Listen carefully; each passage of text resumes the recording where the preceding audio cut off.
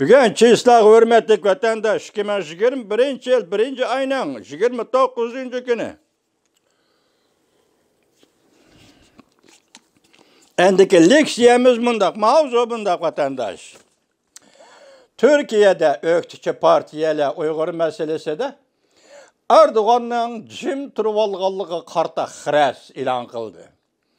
Mavzula haber 1 ayının 29. günü Amerika avazının Xitay tel programı ilan kılındı. Haber ondak başlandı. İstanbul.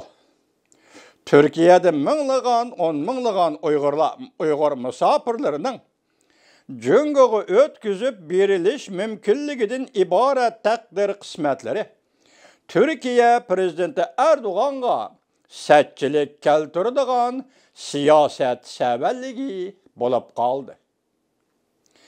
Çünkü Prezident Erdoğan uzun yıllardan beri yer şarı boylap Müslümanların hukuk menfaatini qoğdayman dep qasam bergen idi. Türkiye'de İYİ Partiyanın mensubu parlament azası Akşener haftanın 3. günü yani 1 ayının 27. günü parlamentin nutuk sözlüğünde Erdoğan'ın rehberliğindeki Adalet ve Terakkiyat Partisi'nin azalarına tenkit yürgüzdü. Akşener mındak dedi, ula silege, biz Müslümanlarını qoğduğuçula biz degen idi. Lekin ula özlerini Türk Müslümanları dep atıgan ve capa muşakkat ilkide kalgan hemşireleri ve kerindaşlarının avazıga kulak salmadı.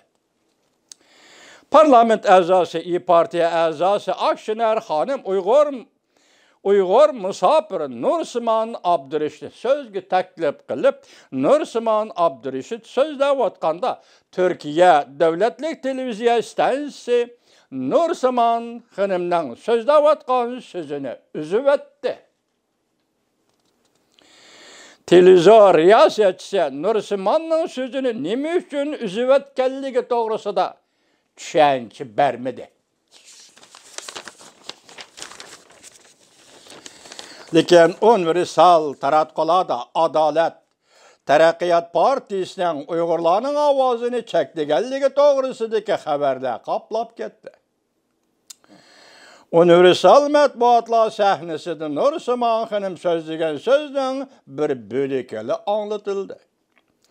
Nursiman Abdurreşit sözlügen sözleri de ata-anası, kerindaşları, hemşirelerinin Xitay hükümeti tarafından nazarband kılıngan sergüzeştlerine sözlügen idi. Şundaqla Müslüman dünyasının ve insaniyetinin Uygurlığa yardım kılışını çakırık kılgan idi. Nursiman Hanım balımız şundaqla Müslüman dünyasının ve insaniyetinin Uygurluğa yardım kılışını çakırak kılgan idi.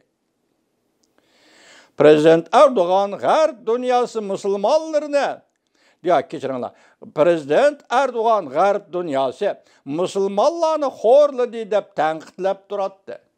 Ve Müslümanlardan korkuş kisili baş göterdi deyip ayıplaydı.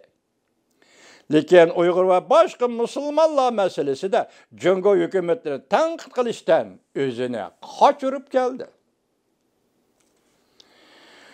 Cungo'nun siyasi ziyankeşlikten kaçıp gelgen Uygurlarga Türkiye dervasını açıp bergendiğin keyin dünya boyunca en zor Uygur misafirleri Türkiye'de şekillendi.